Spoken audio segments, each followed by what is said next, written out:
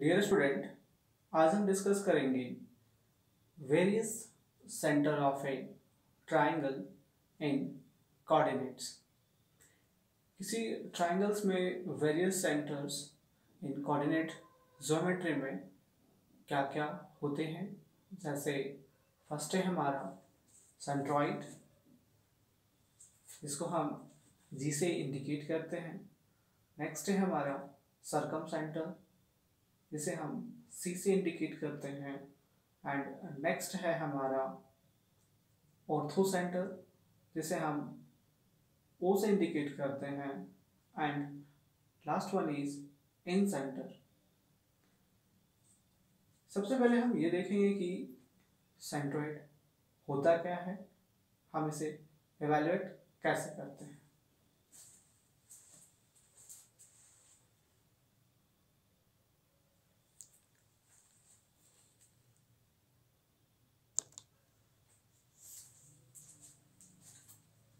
सबसे पहले हम ये देखेंगे कि सेंट्रोइड के डेफिनेशन क्या है। The intersecting point of medians is called centroid. तो सबसे पहले मीडियन क्या है। मीडियन क्या है, कभी एक वर्टेक्स से जब हम किसी अपोजिट साइड्स पे हम एक लाइन ड्रॉ करेंगे और वो लाइन साइड्स को अगर बाइसेक्ट करता है तो उसे हम कहते हैं मीडियन। तो नाउ सेंट्रोइड जी को हम कैसे फाइंड करेंगे। तो सपोज कि the vertex of triangle A B C is A is x1, y1, B vertex x2, y2 and C vertex x3, y3. Then the centroid G, the formula of G is the coordinate x is x1 plus x2 plus x3 by 3 and the y is y1 plus y2 plus y3 by 3.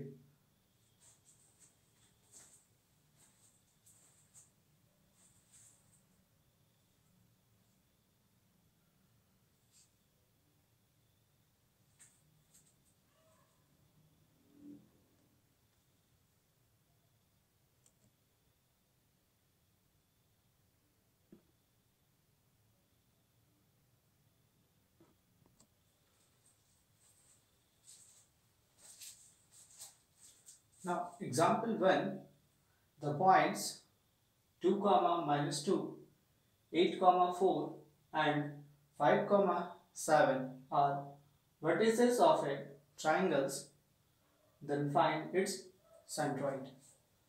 So now given that A is 2, -2, therefore x1, y1, x1 is 2, y1 is -2. Point B 8, 4, so x2 is 4, y2 is x2 is 8 and y2 is 4. Point C is 5, 7, so x3 is 5 and y3 is 7. So the centroid G x, y is given by the formula is x is x1 plus x2 plus 3 by 3 and the y coordinate is y1 plus y2 plus y3 by 3. So x1 और x2 x3 के value compute करने के बाद x हमें मिलेगा 5 और उसी तरह से y1 y2 और y3 के वैल्यू पुटिंग करने के बाद हमें y मिलेगा 3. So centroid G is 5, 3.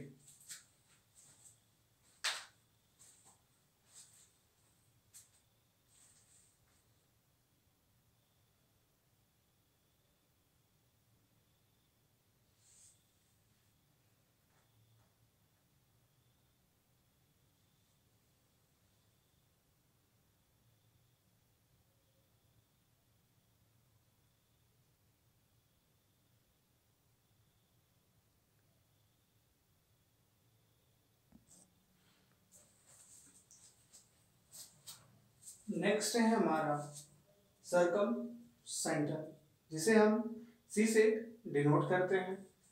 Circum centre है क्या है? The intersecting point of perpendicular bisector of sides of A triangle is called circum centre.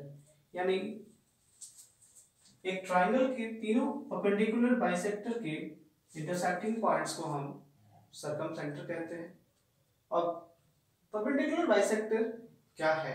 तो जैसे अगर MN को कहते हैं कि परपेंडिकुलर बाइसेक्टर ऑफ AB, इसका मतलब क्या है कि N इज मिड पॉइंट।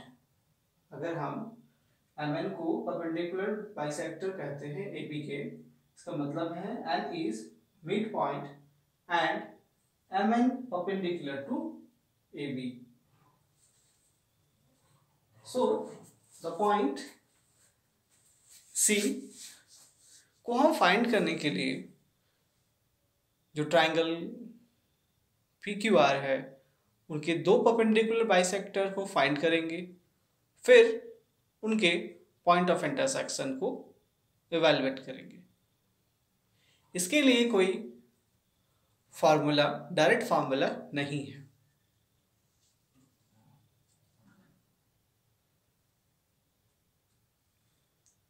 हम यूज कर सकते हैं परपेंडिकुलर बाइसेक्टर में slope of AB and slope of MN M1 M2 is equal to -1, और हम पॉइंट N के लिए फाइंड कर सकते हैं by the help of mid point.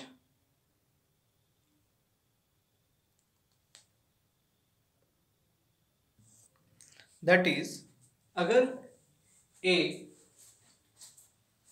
x1, y1 है और point B is x2, y2, then M is x1 plus x2 by 2, y1 plus y2 by 2 by using midpoint and section formula.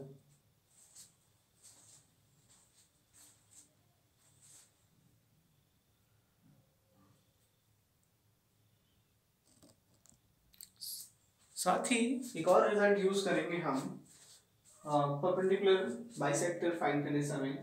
Slope of AB and slope of MN is equal to -1।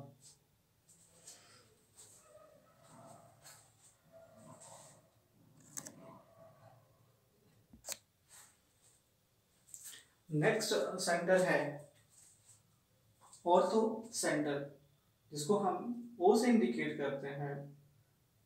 तो the intersecting points of a altitudes of sides of triangle is called orthocentre. यानी एक triangle के सारे altitudes के intersecting points को हम ortho centre कहते हैं। और ऑर्थो सेंटर फाइंड करने के लिए हमारे पास कोई प्रॉपर फॉर्मूला नहीं होंगे, हम इसे कुछ इस तरह से फाइंड करेंगे। कोई दो एल्टीट्यूड्स के इक्वेशंस फाइंड करेंगे, फिर उनका पॉइंट ऑफ इंटरसेक्शन फाइंड करेंगे।